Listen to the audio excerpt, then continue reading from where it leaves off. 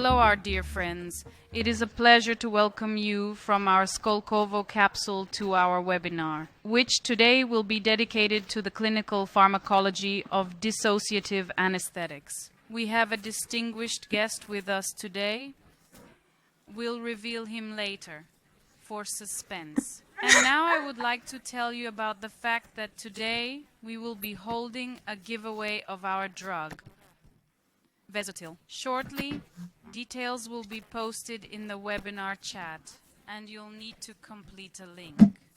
Enter your name and patronymic, and at the webinar's end, we'll give away 3 bottles of the drug. And now I would like to proceed to the introduction of our wonderful guest. He's a wonderful person, Chief Physician of the Biokontrol Clinic, President of the Veterinary Anesthesiology Community, VITAR, Evgeny Alexandrovich Kornyushenkov. Welcome. Evgeny Alexandrovich, you have the floor. Thank you very much. Thank you very much for the invitation and for organizing a wonderful event. It was truly amazing. Company that, offline now, the person is currently not available online, so I cannot view everyone who is online, but I'm confident that it is just as wonderful. At this lovely, pleasant, bright and cheerful Moscow summer, we will discuss veterinary anesthesiology once more today. In particular, we will discuss issues concerning a specific group of drugs. This group of drugs, it must be said, is currently the most popular worldwide for anesthetics and intraoperative analgesics in veterinary practice. These are dissociative anesthetics, medications known since the 1960s, which have gone through several evolutionary stages, from love to hate. We will also examine the historical background of early drugs and current agents for anesthesia and pain relief in animals, focusing on first-generation medications and contemporary approaches. Generally, I always state, and these are established truths, that come from the fundamental principles of human and animal medicine. It doesn't matter. Clinical pharmacology is a core concern for anesthesiologists and rheumatologists. 60% of our work involves clinical pharmacology. If we do not clearly understand the group of drugs we are working with, if we do not understand their interactions, and the current gold standard involves the so-called multimodal approach, that is, a balanced approach. On rare occasions, in surgical procedures, particularly those that are prolonged or intricate, it is uncommon for us to rely solely on one medication. Usually it involves a mixture. Balanced anesthesia plays a crucial role in the process. And the effects of so-called additive synergism, that is, when the action of one drug adds to the action of another. While these medications are administered at reduced amounts, opting for the most optimal approach is key for increasing their chances of success. Expanding the scope of medications by raising their dosages can heighten the intensity of their side effects. Augmenting the dosage of a key ingredient, like pain relievers, can enhance their pain-relieving properties. Therefore, it is imperative to have a solid understanding of clinical pharmacology. Comprehend the drugs we prescribe to guarantee the safest and most efficient anesthesia for our patients. It is crucial to ensure their well-being during the procedure. Here's a quote from academician Banyatian, one of those sadly no longer with us, but the anesthesiologist resuscitator serves as a pivotal figure in medicine, functioning as a clinical expert in pathophysiology and pharmacology. Their role is fundamental in ensuring patient care and safety. This is indeed true. What can we use? What is in the arsenal of veterinary and medical anesthesiologists?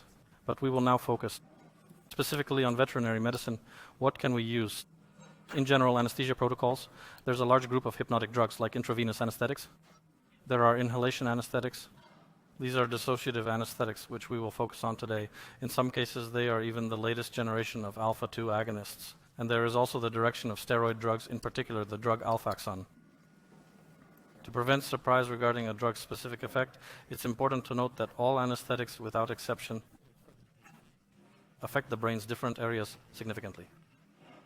Primarily, these involve 2 centers, the brainstem and the medulla oblongata. Mainly targeting the brainstem, primarily acting efficiently. Eliminates consciousness. This is essentially the primary objective, ensuring the animal remains asleep, undisturbed, relaxes. While acting on other centers, specifically the medulla oblongata center, brain, involves acting on vital centers. Cardiovascular, respiratory, thermoregulation center, and vomiting center. This is precisely why all anesthetics, to some extent, depress or stimulate these centers. This is why it is crucial to continuously observe the patient's status while under general anesthesia, including checking their heart rate and monitoring the ECG to ensure their safety. Keep an eye on breathing, track blood pressure, and monitor body temperature for any changes. Indeed, certain medications have the potential to trigger nausea. Consequently, dealing with this side effect necessitates a tailored strategy. Hence, it shouldn't come as a shock if a specific medication leads to vomiting. It is possible for almost all drugs to cause it, with some having a higher likelihood than others. This particular drug led to cardiac arrest. Nearly all medications have the ability to lower heart rate, while certain drugs, such as dissociative anesthetics, can have the opposite effect by elevating it, due to sympathetic stimulation. We will cover this shortly. Therefore, these outcomes are common. This is fundamental to clinical pharmacology. For anesthetic agents, it must be considered during patient monitoring in general anesthesia. Concerning the stages of general anesthesia, we state that the foundation is the loss of consciousness. During general anesthesia, the patient must be relaxed, achieving a state of sufficient muscle relaxation. Pain relief is essential for guaranteeing successful treatment outcomes. Sufficient conditions must be ensured during surgical procedures. It is also important to control factors such as hemodynamics, metabolism, and breathing to optimize outcomes. Typically, we accomplish these goals through the use of multimodal strategies. Schemes, particularly using dissociative anesthetics. Let us take a moment to examine the various historical stages that dissociative anesthetics have passed through. In general, this is a story from the late 1950s, the 20th century. American company Park Davis, a subsidiary of a global company like Pfizer. In the middle of the 20th century, the search for remedies began because at that time, ether, chloroform, and nitrous oxide were still widely used in anesthesiology. And they began studying opioids, but in any case, there was still little experience, and there was always, we are seeking a highly versatile drug that can induce both anesthesia and pain relief efficiently and effectively to meet the needs of a wide range of patients. But it must be said that if you dig a little deeper, the era of intravenous anesthetics actually began at the start of the 20th century, specifically in the year 1902. A researcher in Russia named Kravkov recommended the use of a medication such as hedonal for treatment. Intravenous anesthetic. But these were only the initial stages. The drug was completely imperfect. It accumulated significantly. Patients, most often they would fall asleep and might not wake up again. The control was very weak. Therefore, the era of intravenous anesthesia itself began in the 30s, from 1934, when barbiturates, sodium thiopental or hexanol were discovered. And generally speaking, here already, the onset of inquiries regarding intravenous anesthesia was marked by concerns about the lack of analgesic properties in thiopental and hexanol. Despite not being capable of alleviating pain themselves, these drugs were used solely for the purpose of inducing anesthesia. The patient fell asleep, and it later turned out that these are not universal drugs at all, as they seriously suppress breathing. Prolonged mechanical ventilation and repeated injections were required. Prolonged sleep, that is, for both animals and humans. This, generally speaking, posed some problems. Therefore, the search continued in the 1950s. Medix was the first to synthesize phencyclidine, also known as PCP. This is the first dissociative anesthetic. Some studies were conducted and described, and in 58 experimental studies on monkeys, on experimental surgical operations on the monkeys experienced a good analgesic effect, but the comprehensive effect was not achieved of that very balanced anesthesia. In other words, the patients received that a cataleptic state, which is a property shared by all dissociative anesthetics. And this in particular means open eyes during surgery, so it's difficult to tell if the patient is asleep or not. It's the muscle tone that doesn't allow to relax and does not create ideal conditions, including for the surgeon. Subsequent research was conducted with this drug, and in 1958, 64 patients received it.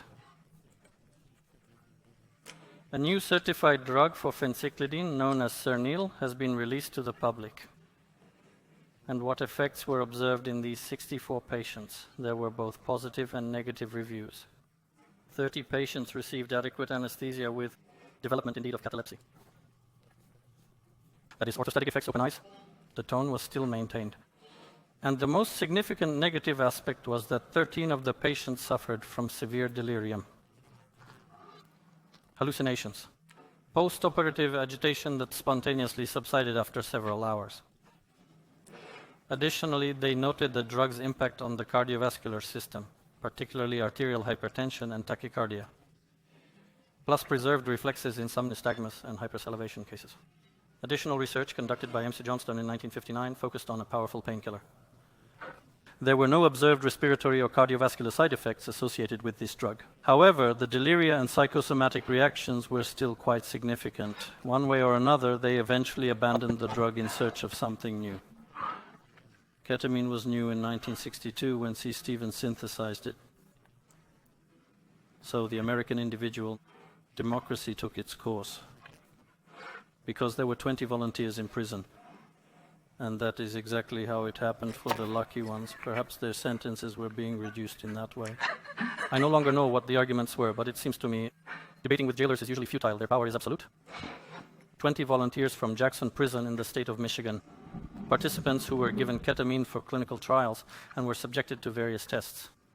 At a dose of 1 to 2 milligrams per 1 kilogram was recorded. The safety of anesthesia was acknowledged, and the effectiveness of both the anesthetic and analgesic was noted.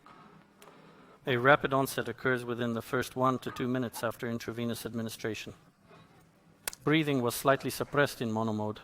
Nephro and hepatotoxicity were absent, AX. However, it was also noted that some patients have severe hypertension and the heart rate increased. And also after anesthesia, there were mental reactions in the form of agitation. In 1966, Park Davis under Pfizer officially registered and patented ketamine, a significant achievement in the pharmaceutical industry, as a drug for use in anesthesia for humans and later for animals. And from 1970, the active use of ketamine began. And it must be said that at some point in time, it held a leading position in human medicine. However, subsequently, based on these issues related to mental reactions, hallucinations, deliriums, and not entirely appropriate administration in children, at some point they decided to review and remove it, mainly in pediatrics, when, according to those chronicles that managed, and with those practicing doctors to whom discussing the history of ketamine, the essence of the big problem was that it began to be used seriously in neurosurgery, not yet understanding at that time that ketamine can also affect the increase in intracranial pressure. They took a child who had a brain tumor removed and he died. They linked it all directly to ketamine and the fact that the patient could potentially have died under any anesthetic assistance. And at some point, ketamine was completely excluded from neurosurgery use, and they restricted its use in human medicine, but it continued to be actively used in veterinary medicine. Then other studies followed with the discovery of the anesthetic effect of ketamine, and this was discovered thanks to the study of the so-called NMDA receptors. And as a matter of fact, in some literature, dissociative anesthetics are now called NMDA receptor blockers. These receptors are precisely responsible for the mechanisms of ketamine's pain relief. And another thing was discovered that compared to, for example, fast-acting opioids, in individuals who were administered rapid-acting opioid medications such as alfentanil, sufentanil, post-operative pain began very quickly. And they linked it to the fact that, on the contrary, these opioids act and open the gates for these receptors. But they need to be blocked. And here again in the 20th century, more precisely already in the 21st century, ketamine acquires a second life. It is now commonly utilized as a pain reliever after surgery due to its ability to block these receptors in the body, providing effective post-operative relief. So, at the present moment, ketamine is not only an intraoperative analgesic, but also an analgesic that can be used in the post-operative period, in continuous infusion, either as a monotherapy or in combination with other medications. But dissociative anesthesia itself, what is it? It is electrophysiological and functional. A dissociation between two systems, the thalamocortical and the limbic system of the brain.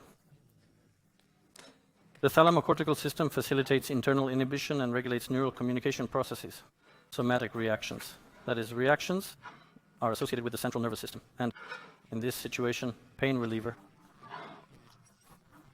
The effect occurs on all functions that are subject, for example, to the innervation of the brain and spinal cord. So that is, it will be excellent impact during neurosurgical operations on the head and spinal cord, as well as on the limbs. That is, the somatic nervous system is involved there.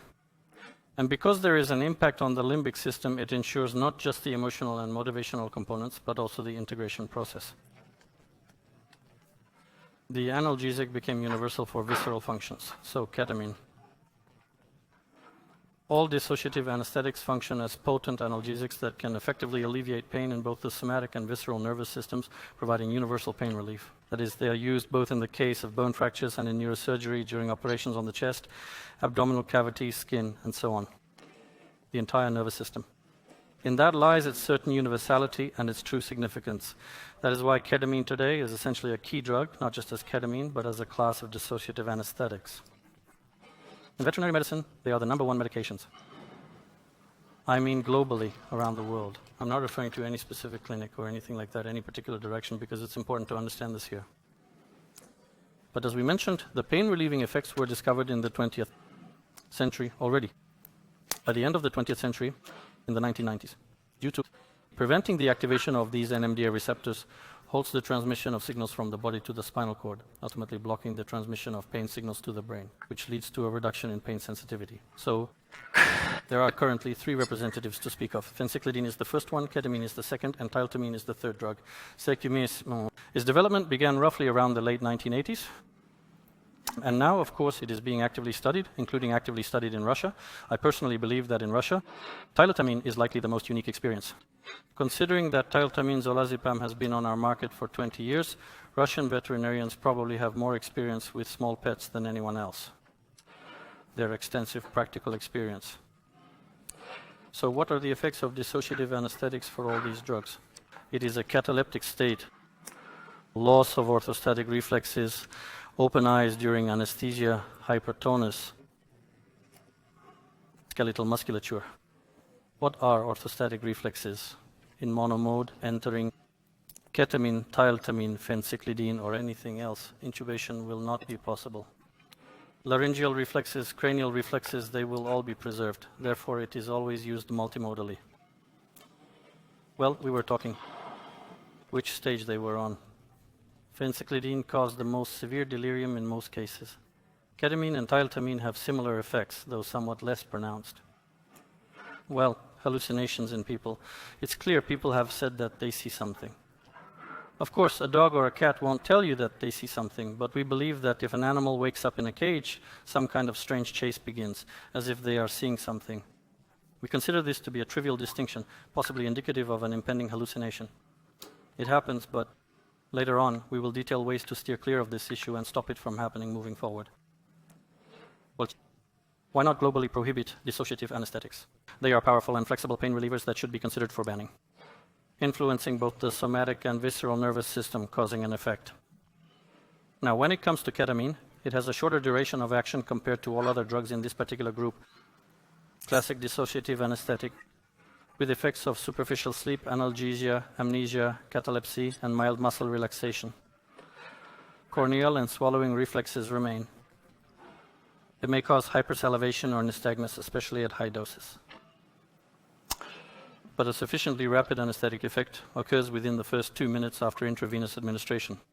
It exerts a greater degree of somatic and visceral action, may increase blood pressure and intracranial pressure. Adduction may lead to some soreness. Furthermore, a significant point for our country is that ketamine is on the list. Narcotic substances and psychotropic substances. To work with them, you need to obtain a special license. This involves setting up a special room, special access. The document flow is quite normal to implement, and generally speaking, we carry all the responsibility. It was not a decision made lightly. Ketamine was approved in the US in 1999, while in our country it was approved in the year 2003. There are quite a few combinations. Ketamine has been well studied in veterinary medicine for 30 years. It is most often used to prevent delirium and agitation. Dissociative anesthetics are recommended. Used in combination with benzodiazepines and tranquilizers, one of which is ketamine. This interaction of diazepam or midazolam, a shorter acting drug, and with tiltamine we know there is always zolazepam. That was the exact purpose for doing it. Administer 2 to 5 mg/kg V for monotherapy, or 5-10 mg/kg as an alternative. Intramuscularly for premedication, if combined with diazepam, 5 mg/kg, and accordingly the doses. Tranquilizers are presented here. This is usually, it happens during induction. and then it is done according to the effect. Well, and for cats, recommendations. Here, intramuscular doses can even be higher than in dogs as part of the preparation before medication. A ketamine-based intramuscular injection is used for short surgical procedures, offering effective and rapid pain relief. Well, primarily under short surgical interventions, for example, issues regarding the sterilization of animals were described. These recommendations involve using opioid analgesics and alpha-2 agonists, like medetomidine or butorphanol, or ketamine xylazine, or midatomidine ketamine, or midazolam ketamine. It might last for about 20 to 30 minutes for a medium-intensity surgical procedure. However, as I mentioned before, one instance is the process of sterilization. When combined with alpha-2 agonists, ketamine can be blended in one syringe for administration. Effect. And actually, these are the recommendations given. Allow us not to read them out to everyone. They are on our slide. Yes, of course. Ketamine will provide pain relief after an intramuscular injection, assuming we are talking about inpatient observation rather than surgery. Well, there will always be some dose-dependent effect. If we take this dose of 5 to 10 milligrams or 10 to 20 for the skin, then it should work approximately within an hour. Typically, dissociative anesthetics are generally not administered via intramuscular injections in the postoperative period. They use an infusion at a constant rate of IPS, and here the doses become smaller, and accordingly, with smaller doses, there are fewer of these side effects. The dose for continuous infusion for the treatment of pain syndrome in monotherapy from 0.5 milligram to 2 milligrams per kilogram per hour. 0.5 milligram to 2 milligrams per kilogram per hour. The combination that has been the most popular and widely used in clinics over the last 2 decades is, in my opinion, the one that stands out among others of our country with various others. So it happened historically that ketamine was added to the list in 2003, and in its place came to us its match, tiltamine with zolazepam. The drug was already known in veterinary medicine before 2003. Well, at one point it was originally an American company, later it became a French company, and now we have the opportunity to receive and use their telitamine. There is a lot of research, not just on small pets, regarding combinations of tiltamine and its premedication for large animals and zoo beasts. Here we are until now. Recently, not so long ago, they came from the zoo bringing a seal. During premedication for the MRI, zoo anesthesiologists highly suggest using tiltamine among the many drugs available due to its effectiveness and reliability. With alpha-2 agonists, the same thing happened with the monkeys that we conducted for Roscosmos. They also underwent computed tomography. In general, it's quite... As they are sedated, the animal does not resist as a catheter is inserted to administer the propofol, causing them to drift off peacefully into sedation. That is, first you need to agree somehow to administer it intramuscularly, a means, and then already, generally speaking, proceed with further induction intravenously. So our country's most popular anesthetic is, specifically, it is utilized intraoperatively to deliver analgesia during surgical procedures, serving as the primary pain relief component in the operating room. And tiltamine is chemically similar to ketamine, however with a somewhat more extended duration of activity. Zolazepam is a benzodiazepine analog. Diazepam or relanium, as you know it, and seduxen is another name, or midazolam, which possesses muscle-relaxing and anticonvulsant properties. It must be said that our country has once again demonstrated a sense of humanity toward our veterinarians, though it is not without reason. We defended tiltamine several times. I did so officially as well, including one of the meetings here at Skolkovo, with reps of the Federal Drug Control Service and the Ministry of Internal Affairs, who demanded to include this drug in the list of psychotropics similar to ketamine.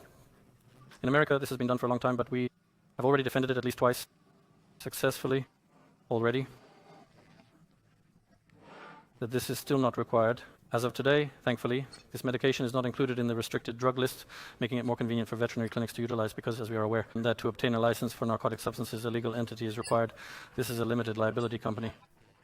Most clinics in Russia, in one way or another, are individual entrepreneurs, and for them, obtaining a license is impossible. Why this is the case is another question. In the unfortunate event that tiltamine is administered, it may lead to the cessation of numerous surgical procedures, and veterinary care will face a shock. Fortunately, this isn't the situation, allowing it to be purchased from authorized sellers. Following intravenous administration, the onset of anesthesia occurs rapidly, typically within 1 to 2 minutes. Intramuscular administration is also, in principle, not long. In cats, awakening is somewhat gentler than in dogs, which I will explain a bit later. Prepared solutions can be stored at room temperature. 2 days or in the refrigerator for 10 days. Now, these are general recommendations. You should still take this into account.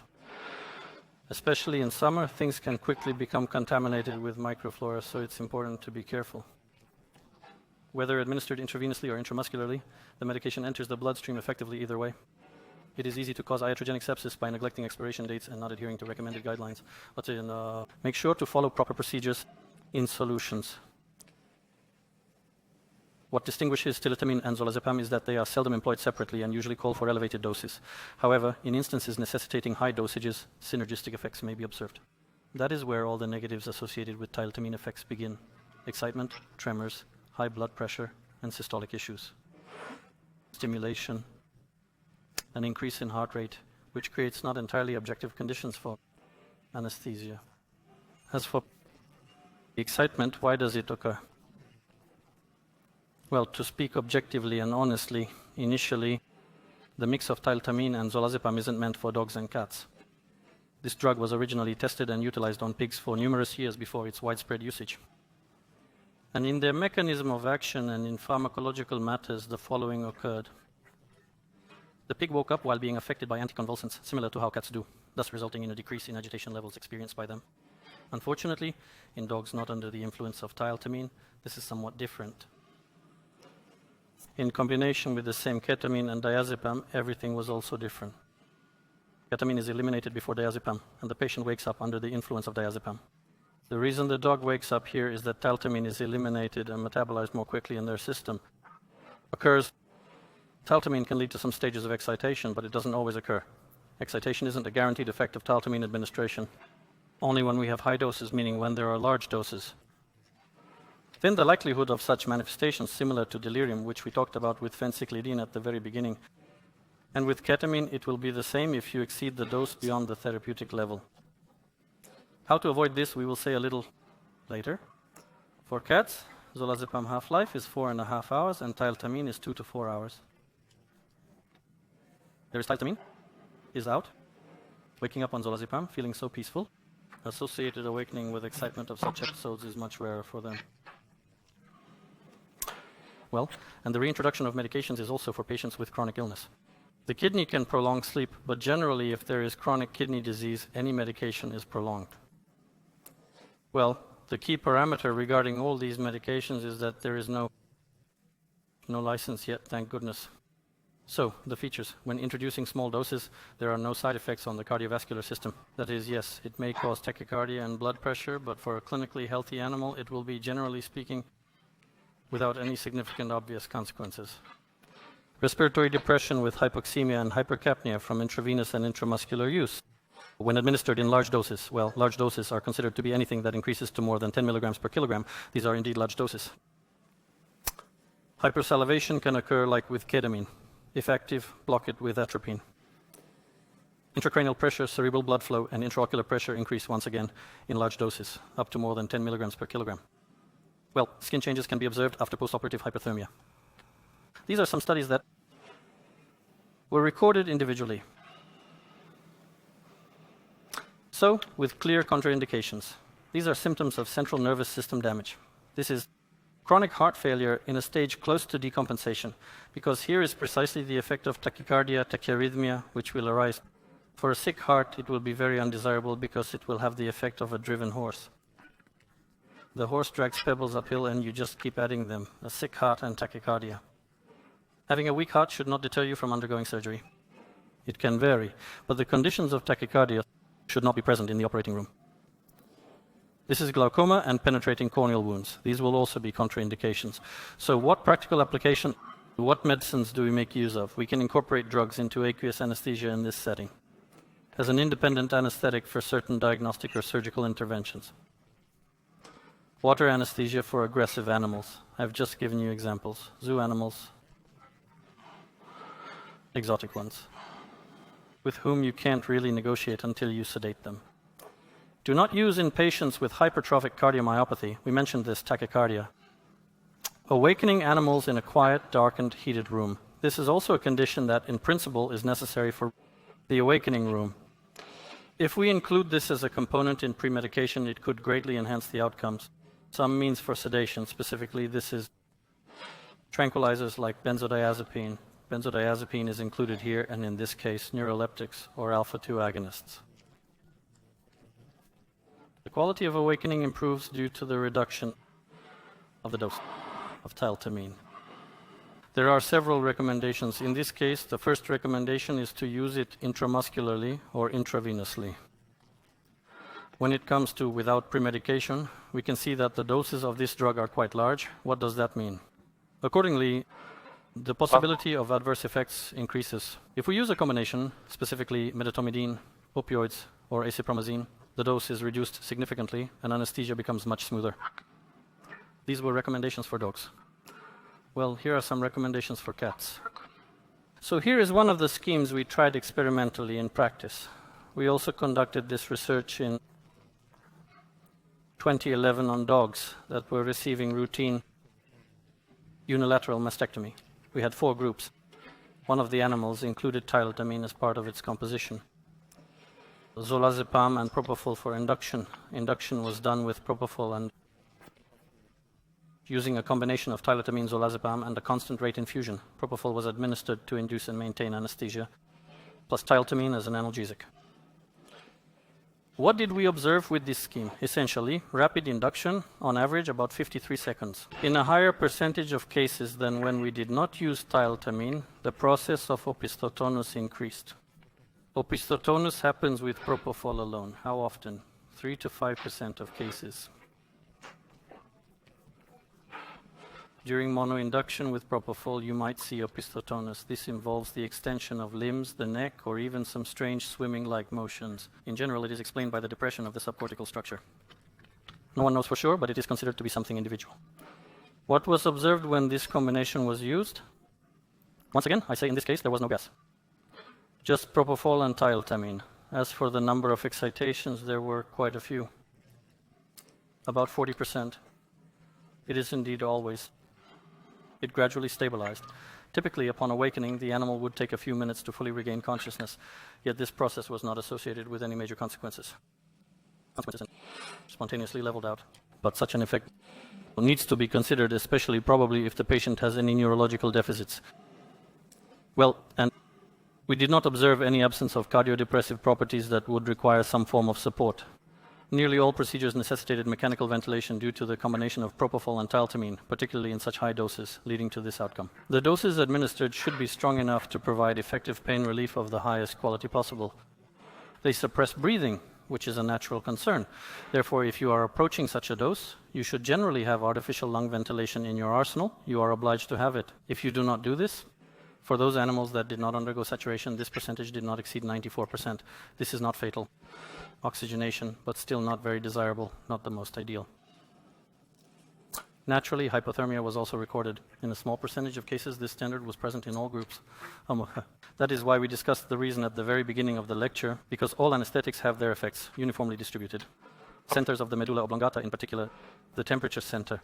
The longer the operation, the greater the impact, and the more the tendency towards hypothermia becomes apparent in patients, especially in smaller subjects, much higher. The time of awakening was after a 1.5 hour operation. Quite quickly, in 2 hours and 5 minutes. On average, patients were already able to move independently. Anna Igorevna and I published propofol and tiltamine combinations for short procedures in 2010 and minor surgical interventions. It was essentially pre-medication, and those were cats. Why cats? We were studying the effects of propofol for cats. Back in 2010, there were those who claimed Heinz disease was developing, while others argued it was not. These phenolic compounds may not break down well in cats. Cats are sensitive to phenolic compounds, and their use is not recommended. Scientists' opinions were divided. We conducted our own independent small study showing that such combinations are generally suitable for surgery. and in such doses even the breathing of cats was not suppressed. In rare cases, had to use mechanical ventilation. But not only that, in the 2010s, specifically starting from 2017, proposals for protocols involving oral administration were suggested. And this didn't just come about by chance because a parallel trend began among people with the use of ketamine orally in order to create certain sedation effects. In general, veterinary medicine developed in parallel with human medicine, as seen with the use of tiltamine and zolazepam in dogs. And here is one of the studies, the first one in Taiwan. 6 mixed-breed unneutered males. A group of animals were chosen to participate in the research. They were rehomed from a shelter and stayed there for 2 months, where they were acclimatized, examined, and so forth.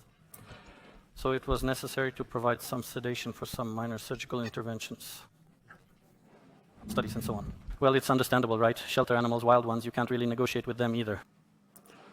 So in general, 2 groups were formed. One of them received the drug taltamine, zolazepam, and acepromazine orally. The second group implemented strategies: flunitrazepam, ketamine. Here, all of this was given in liquid form or in gelatin capsules, administered using various techniques. Direct administration of medications from a syringe into the cheek. So, it was assumed that absorption occurs from the oral cavity of the drug. Here is the second form. These are gelatin capsules, the drug is added to canned food, and the third is liquid forms, the drug was mixed into some kind of sauce. The level of sedation was assessed from 5 to 120 minutes. So, after administering the drugs and evaluated the side effects of the drugs, what was the assessment of sedation? A 5-point scale of sedation quality with intervals that did not account for specific characteristics. In general, no one knew the protocol for the absence.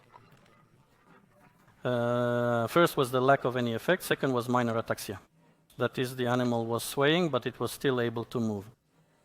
There is moderate ataxia, sitting and positioning on the side or the chest. This is the third point. The fourth is lying on the chest and a clear reluctance to stand. And the fifth is the lateral position, not sternal, but lateral. It cannot lie on its chest. Sternal position is impossible. It is already on its side. This is the height of sedation. Well, and the results? Well, in general, sedation. The behavior was noted in nearly every animal species with particular emphasis on its prevalence. Overall, there were no particular side effects observed during the study. The dogs were neutered and returned to the shelter after the study.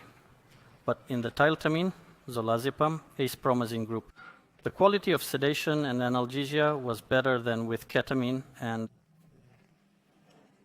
in general, with benzodiazepine too. It's difficult to pronounce. So this is a pilot that initially started in Taiwan. Then, yes, here are the conclusions. Overall, more dogs were captured. Some people required a second round of treatment. Using tiltamine, zolazepam, and acepromazine twice was necessary, as the initial dose did not have a universal effect for all individuals. Some might have experienced vomiting, some might have lost the medication along the way, and so on. This is because it's administered orally to an aggressive, unsocial animal. Maybe something gets lost on the way. Someone spat something out, someone burped, and so on. Basically, it is quite a story. Well, someone took it up, someone was very interested in getting the effects, a lot of good free time. Well, actually, in fact, it does have rational significance. For example, I work as a consultant for one of the largest shelters in Russia that deals with capturing, and they regularly had these issues with certain medications because they are also limited, under restricted conditions, with limited funding, constrained, and money. And generally speaking, we offer them some options. One of the main medications, because it's impossible to send a fighter with ketamine, they cannot act in that way. Generally for them, the combination of tiltamine and zolazepam is the ideal work in this case with these animals. With cats here, I apologize, there is a typo. Now the question is about cats. They also started using it. Initially, there was a study in 2017, but here's the nuance of this study. I'll tell you to pay attention to the doses. They are quite large, 15 to 25 milligrams per kilograms. I didn't include various diagrams here. hemodynamics, but in some cases they weren't very good.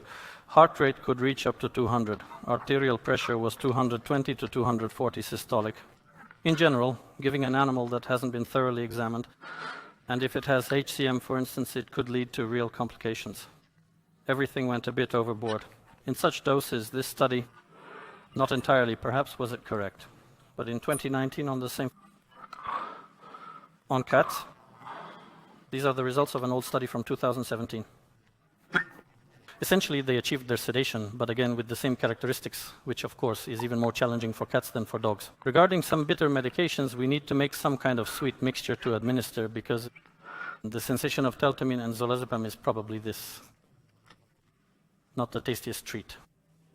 But once again, I'm talking about the doses. Here, there are some remarks regarding the doses. They are quite large, and from a hemodynamic perspective, there are questions. However, another study in 2019, initially, a significantly extensive research was undertaken to investigate the sedative and physiological impacts of taltamine zolazepam when administered on the oral mucosa cavities. Here, it was used in 2 doses, 5 and 7.5 milligrams per kilogram. In general, people immediately made a strategic decision for themselves. We don't need the cat to sleep until morning. We need to perform some procedures. What procedures might we encounter at a veterinary clinic?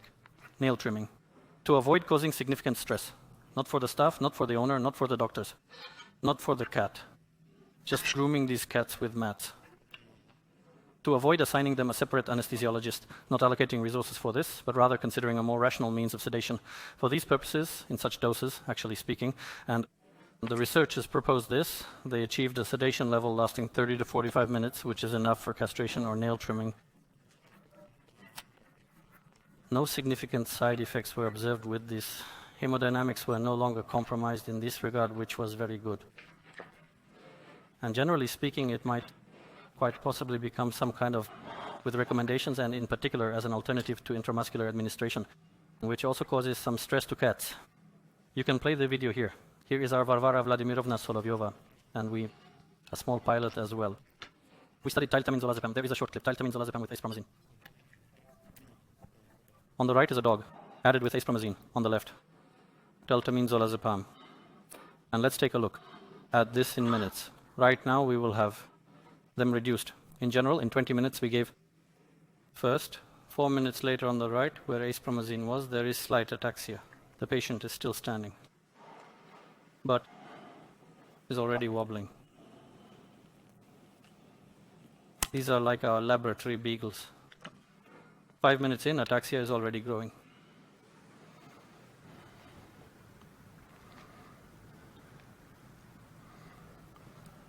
She's already starting to take a sternal position.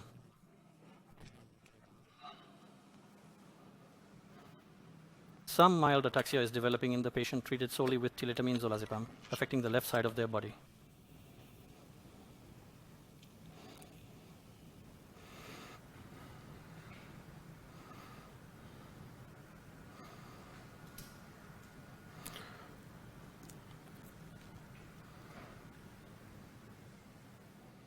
He has already lain down. In 8 minutes, the patient will be in sternal recumbency on tiltamine zolazepam acepromazine. In monomode, it's still fighting. There's some slight ataxia here, but it's not severe. Just a calm patient. For about 3 to 4 years, young ones were running around them. Absolutely healthy. We didn't do anything to them. They underwent some routine diagnostic procedures. In 15 minutes, the level of sedation will remain the same even if acepromazine is added orally, so we are for it. We recommend it. From a hemodynamic perspective, everything is excellent. The negative properties of acepromazine, particularly those associated with arterial hypertension, are serious. We do not observe in such cases. So keep that in mind. Last year, we performed a pilot study with VetStem assessing the effectiveness of 2 drugs, including the original one in our evaluation, which we have all used for many years, for decades now. We utilize a corresponding VEZOTIL counterpart in Russian. Was this item produced at the Moscow endocrine plant, as I was told previously? I want to say a bit more about where this is produced because we all have stereotypes that only non-Russian is good. I have worked with the Moscow endocrine plant for many years. It is a large facility that supplies all of our country's narcotic requirements in the legal sense with human medicine. So it has many branches. It is a huge, very modern, advanced production facility, which has finally, thank goodness, turned its attention to the field of veterinary medicine and currently manufactures multiple medications, including one specific drug, VEZOTIL. Our colleagues requested us to conduct a pilot project. The aim was not to create something entirely new, since we are already familiar with these medications. Therefore, we simply need to demonstrate it, to compare one group of drugs, one drug and another drug from one manufacturer and another. We took it on. Information had previously been acquired from VetStem in advance. They had conducted thorough testing on laboratory animals to verify the safety through physical, chemical, and toxicological analysis, among other tests. It was important for us to conduct a comparative assessment of effectiveness against the original VEZOTIL. We did the study late last year, in 2023, at the Biokontrol clinic, with 28 animals, dogs and cats. These were all scheduled animals that had gone through preoperative examinations for planned surgeries, which were mostly emergency hysterectomies or mastectomies. According to VITAR, the patient is at a moderate to high risk for anesthesia, either as a second or third degree, the primary patient demographic for every healthcare facility. What was the induction? It used VEZOTIL or ZOLETIL at 1 to 1.5 milligrams per kilo, plus propofol at 2 to 4 milligrams per kilo. They were intubated and had their hair shaved. Then it went to surgery for maintenance anesthesia and analgesia, using VEZOTIL or ZOLETIL at 1 to 1.5 milligrams per kilogram per hour, plus isoflurane. Switching to gas, 1.5 turns, and anesthesia lasted from 40 to 90 minutes. We monitored specifics. Standard biochemistry tests were performed both before and after the surgery and anesthesia, and the same procedure was followed for the complete blood count and the coagulogram. Before administering anesthesia, the patient's hemodynamics will be monitored on the day after surgery. This includes observing heart rate, blood pressure, respiratory rate, oxygen saturation, and capnography readings. Regarding the VEZOTIL group induction, it could be noted that there might have been slight salivation. There was a brief drop in blood pressure, leading to good sedation and a rather rapid response. During the anesthesia itself and controlled hypotension, that is low normal blood pressure, which we could manage with standard fluid therapy for volume support, or in one case, vasopressors like norepinephrine were required for one cat. This is all acceptable during any surgical procedure. Reversion occurred, that is, waking up was quite smooth, without any episodes of excitement, which pleasantly surprised us in this case. And in some cases it was longer than the ZOLETIL group, but without excitement, lasting from 120 to 240 minutes from anesthesia start. In the biochemical profile, elevated levels of alkaline phosphatase, AST, and ALT are often observed in surgical patients. If these tests are conducted on every patient before surgery, similar results are likely to be seen. These enzymes are present not only in the liver, where they are responsible for liver function, but also in skeletal muscles, as evidenced by surgical incisions being made. These enzymes enter the blood, and post-surgery this inevitably raises their levels, like fibrinogen. It is also a protective reaction. With ZOLETIL, induction also showed slight salivation, mild sedation, and moderate hypertension in 5 to 6 cats. And during recovery from salivation, there were still episodes of excitement upon waking. We observed, and waking up was faster, 60 to 180 minutes. Well, not exactly very quick, but faster than in the initial batch. Enzyme levels experienced an increase, leading to an unexpected rise in bilirubin levels in a completely healthy canine for unknown reasons. Liver, well, in one case.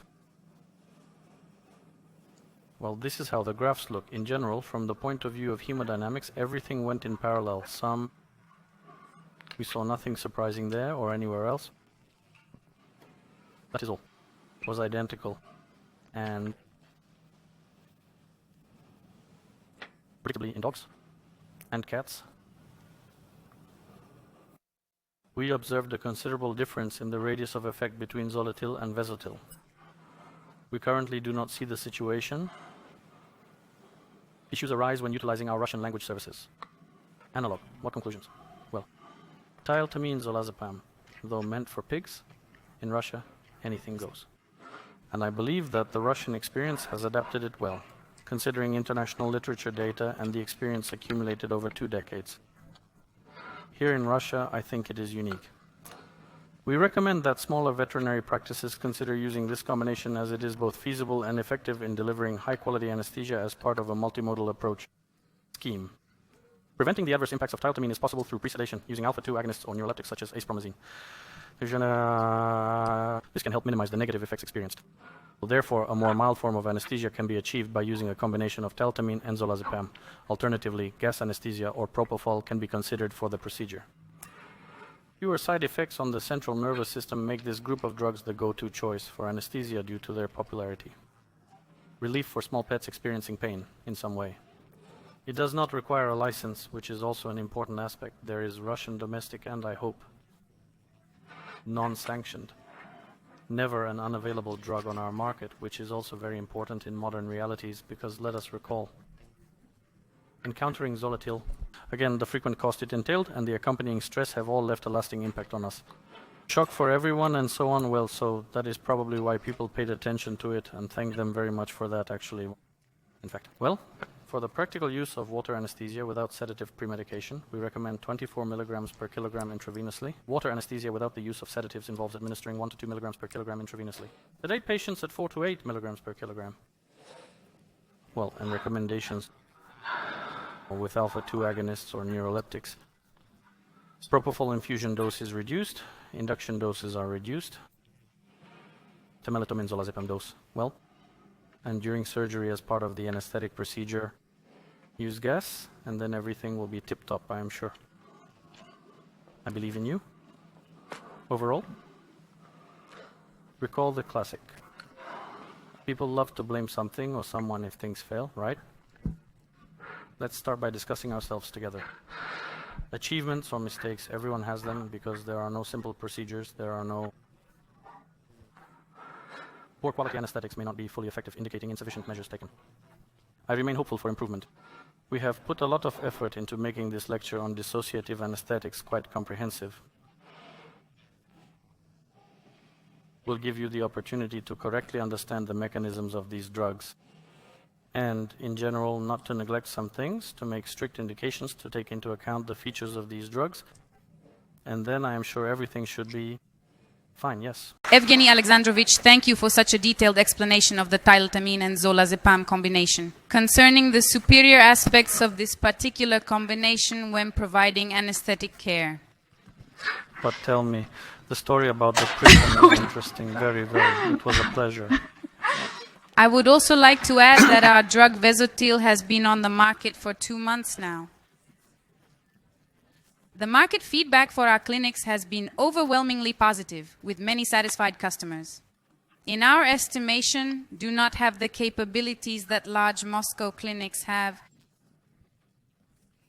The drug is being used on its own with very positive results to our understanding. It is being used as a monotherapy, showcasing promising outcomes. Physicians observe that VEZOTIL's advantage lies in its calm-inducing effect, as it prevents agitation in patients. Thank you to the audience, both online and offline. Perhaps we will move on to questions.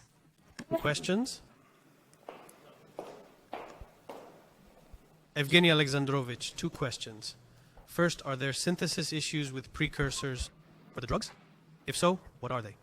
And what is the market price of the drug? And how does it differ from the well-known VEZOTIL? I don't think those questions are quite right. Synthesis of precursors, what do you mean by I that? managed the molecules from the beginning. So are there no problems in obtaining this molecule? Are you interested in obtaining drugs? A precursor is a pre-narcotic. We definitely do not do that. Evgeny Alexandrovich, serving as the head of the Veterinary Anesthesia Society, Yes, is yes. responsible for Yes, leading yes, the I get it. organization. This raises the I question... really tried my best to guide this whole situation in the right direction so that we would not be overlooked by anyone. And then I arrived at work and they were already waiting there. Yes, yes, absolutely. Precursors are included as well on the list. If you have any at all, you might be pleasantly surprised, perhaps, after conducting an inspection in your own laboratories, to find you have these substances without knowing it, with specific sulfuric acetic acid and potassium permanganate concentrations. That is it. The Ministry of Interior has published a list regarding the circulation of drugs and psychotropic substances. We currently have access to the first list mentioned. List 1. These are those drugs that are not allowed at all. This includes cocaine, heroin, and so on. Lists 2 and 3 are designated for medicine, while List 4 contains precursors. These substances are utilized in the creation of drugs through chemical reactions. Use these lists accordingly based on their respective purposes. These substances may act as acids, albeit only at specific concentrations. It is essential to explore this further to gain a deeper understanding by visiting the site. But my point is that sometimes people, since they are in labs, they do not even know they have it. And if, God forbid, someone comes to you, there were instances where individuals purposely visited the biochemical laboratory and discovered various items. A drug that fits into the list of precursors. Therefore, you check, see what you have in your clinic, in your laboratory.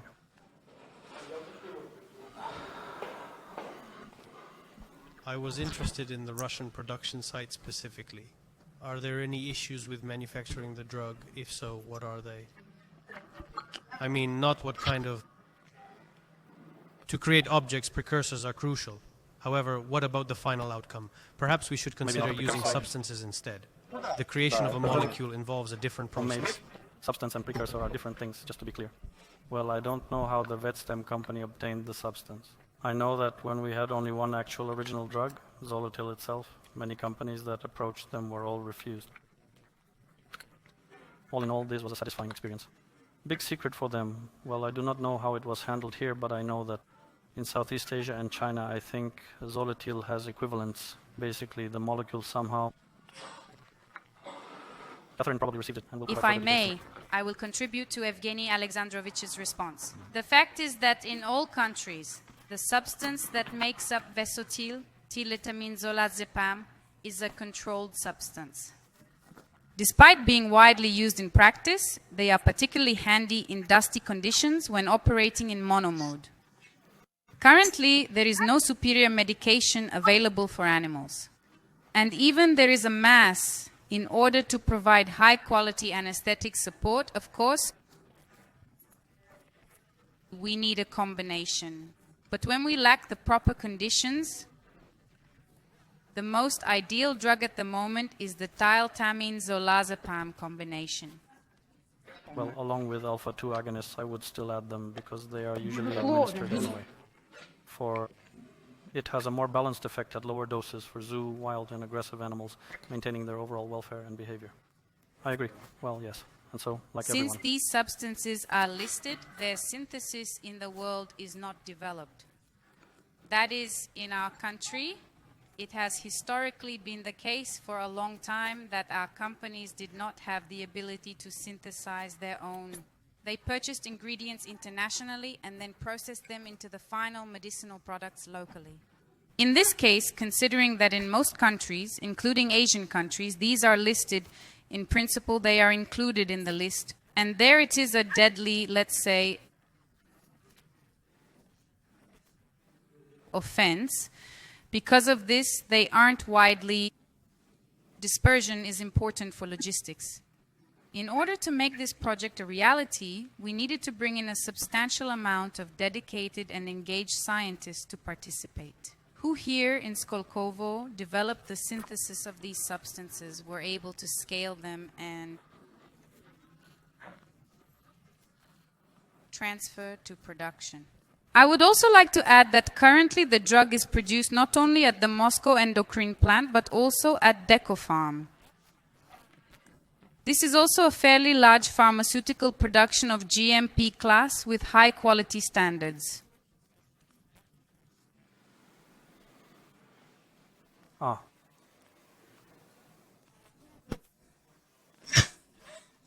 Well, since I am not involved in trading myself, I act more as a company representative because there are distributors who likely have their own specific pricing. As for the pricing, we do have a recommended price for the distributor, but the final pricing policy is really a question for the company Yarvet.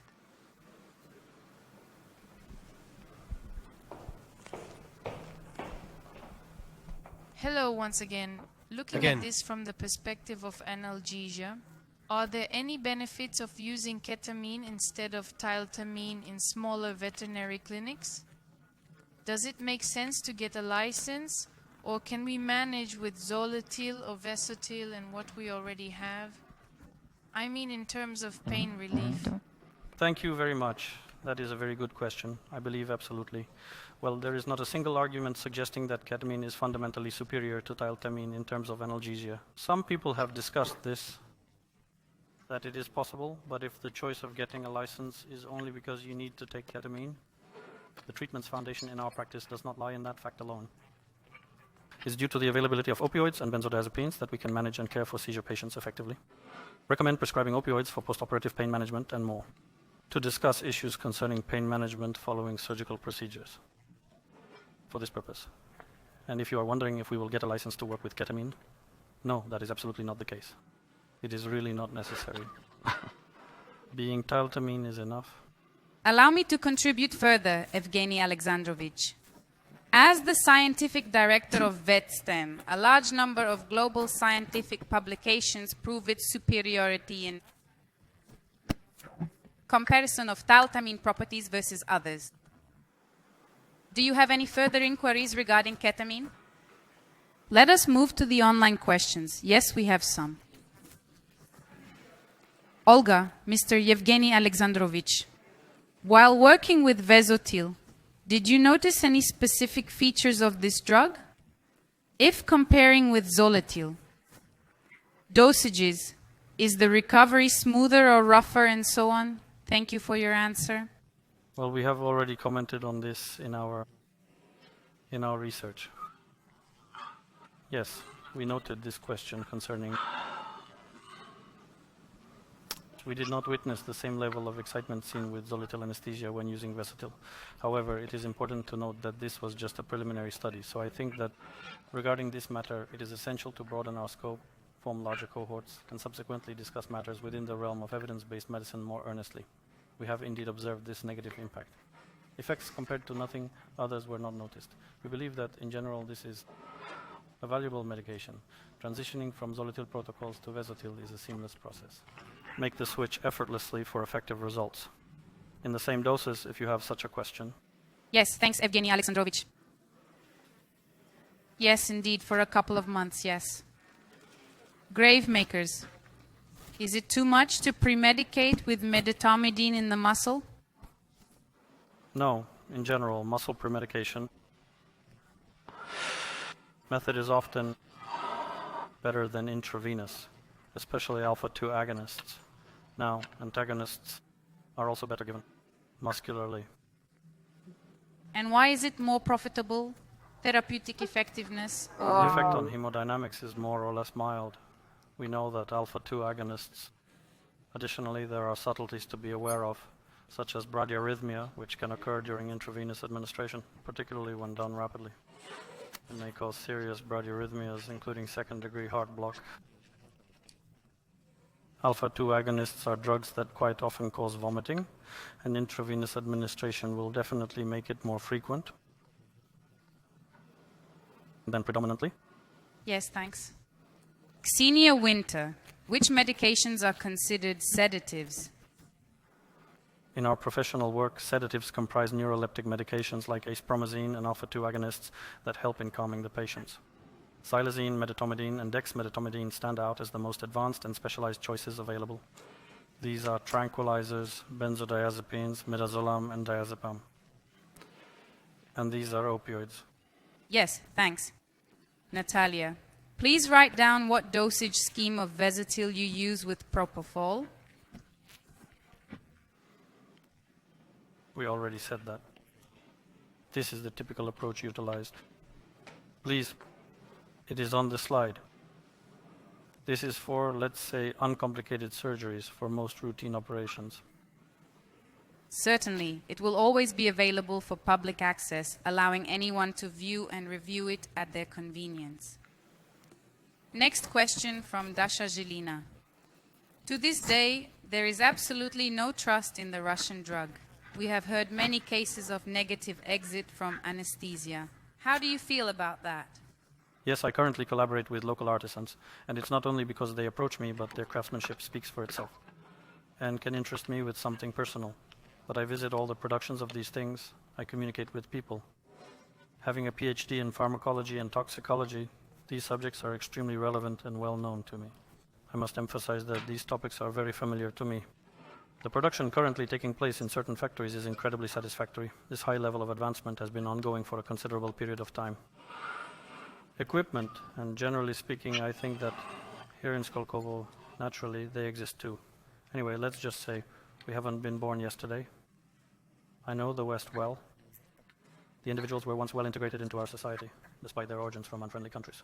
However, I do not deny that they are now seen as our enemies, not at all. But I always thought, as since Peter the Great, that one can learn a lot. Take the most important things. Here, I believe that our modern pharmacology is on the right track. It has taken a lot of advanced things from there. It also works with the East, which has also long since developed well, and in general, we can quite be in the near future in one of the leading countries in terms of production, because we have many issues that do not tie us down bureaucratically. Regarding relationships, I mentioned that we do have that stereotype. I believe it just takes time and it will change. Because, well, in fact, Western medicines also did not always have everything right. If you are a GP, I have been in anesthesiology for over 20 years, you know, and one could have pointed out to foreign companies and firms that this is a bad drug, but let us still recall this one, yes, this slide, and we will first of all always speak up when we have a nuance during anesthesia, and we will objectively evaluate this situation, and I am sure that most often we will find another link, not some bad Russian drug. It is not about the Russian origin. Unfortunately, perhaps not quite the right understanding of how drugs interact and act. By instilling order in this place, we will effectively push pharmaceutical companies and make requests for changes in their operations. Let's focus on paying attention to them in the same order, starting with this. 2. Our required education should never be neglected. Continuous learning is essential for improvement in this ever-evolving field where advancements in research and approaches constantly shape the world. And as we said from the start about dissociative anesthetics, the same applies to ketamine. Had 2 births. First, everything was very good, then a decline, then new research, and again good. Evgeny Alexandrovich, we truly appreciate your forward-thinking stance and wish to express our full support towards you. Thank you. Another question from our active listener, Grobov-Shchikov. Is pre-medication with medetomidine typically administered via intramuscular injection? Yes. Sometimes, in some cases, dexmedetomidine in microdoses, low doses, can be used for sedation between 0.5 and 1 UG/kg kilogram intravenously. This approach exists, but it is for an amateur. Usually, pre-medication is muscular, serving as a part of sedation. Then catheters are placed and all other actions. Question from Andre. Thanks for the answer. Andre asks, are you feeling uncertain about testing VEZOTIL, considering its origin from the original VEZOTIL medication? There are many clinical studies from around the world, but does VEZOTIL only have yours? Thanks. No, we are not. We have not been afraid for a long time. Clinical trials were not conducted by Evgeny Alexandrovich alone. We thank him for that, right? Clinical studies were conducted on 350 cats and dogs in various different clinics. Currently, we are pleased to be receiving positive responses from the market, which is very encouraging to us. However, I fear that my role as a practical doctor may cease if I wait for the entire world to embrace VEZOTIL. I must act now and not delay for the world to catch up with this new medication. Certainly, I appreciate it. I'm unsure of the reason for doing this at this moment. Did clinical trials using VEZOTIL on pigs occur, Evgeny Alexandrovich? Dasha Zhilina inquires about this matter. What about VEZOTIL? Well, I am not really aware of that. We have not yet conducted separate clinical studies on pigs. We are actively cooperating with colleagues from the Moscow Zoo. There are precedents. As soon as the experimental groups are recruited, we will certainly publish these studies. As far as I know, I was also consulted by several vivariums, that is, in various medical institutions. Now I am considering visiting one in Nizhny Novgorod, where many activities take place. Demonstration operations and master classes on mini-pigs. And as far as I know, Even your drugs are used there. And I think there was a request. Yes. I passed it to you from a facility specializing in the care and research of laboratory animals, especially those used in medical experiments, which perform operations on mini pigs. I think this experience exists. It has not been published, but I think that it will be soon. Thanks for the answer. Thanks. Another question from Olga Vavilova. Is the new drug 50 milligrams? Is there 100?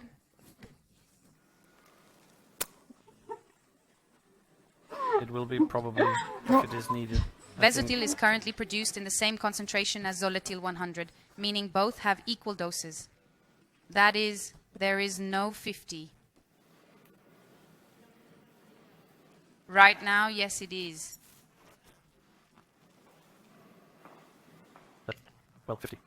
We calculate based on it. Yes, the active ingredients are similar to VEZOTIL 100 in this medication, as the medication that is highly in demand within the local market. Does the VEZOTIL manufacturer currently possess patent rights? Have they been issued and made publicly available?